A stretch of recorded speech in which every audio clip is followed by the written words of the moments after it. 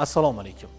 Vijdon erkinligi va diniy tashkilotlar to'g'risidagi qonunning 22-moddasi bilan tanishamiz. Diniy tashkilotni ro'yxatdan o'tkazish to'g'risidagi hujjatlarni ko'rib chiqish yakunlari. Ro'yxatdan o'tkazuvchi organ diniy tashkilotni ro'yxatdan o'tkazish to'g'risidagi hujjatlarni ko'rib chiqish yakunlariga ko'ra quyidagi qarorlardan birini qabul qiladi.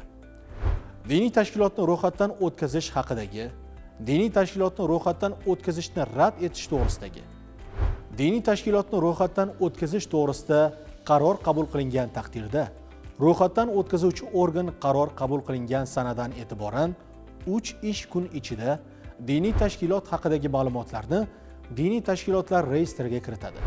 Diniy tashkilotni soliq organlarida va statistika organlarida hisobga qo'yishni amalga oshiradi.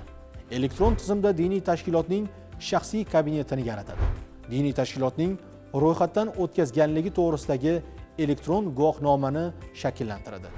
Diniy tashkilotning ro'yxatdan o'tkazganligi to'g'risidagi elektron guvohnomani va diniy tashkilot ustavini diniy tashkilotning elektron tizimdagi shaxsiy kabinetiga yuboradi.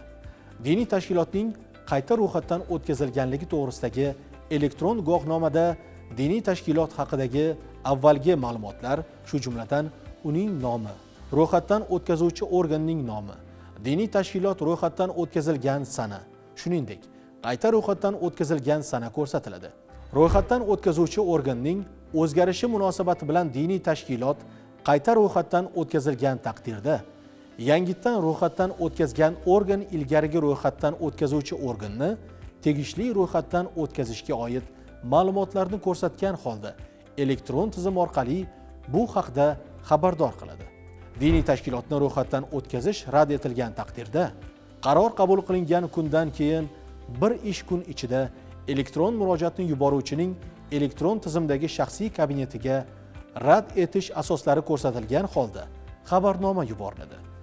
Diniy tashkilotni ro'yxatdan o'tkazish rad etilganligi, basharti rad etish asoslari bartaraf etilsa, hujjatlarni takroran taqdim etish uchun monelik qilmaydi.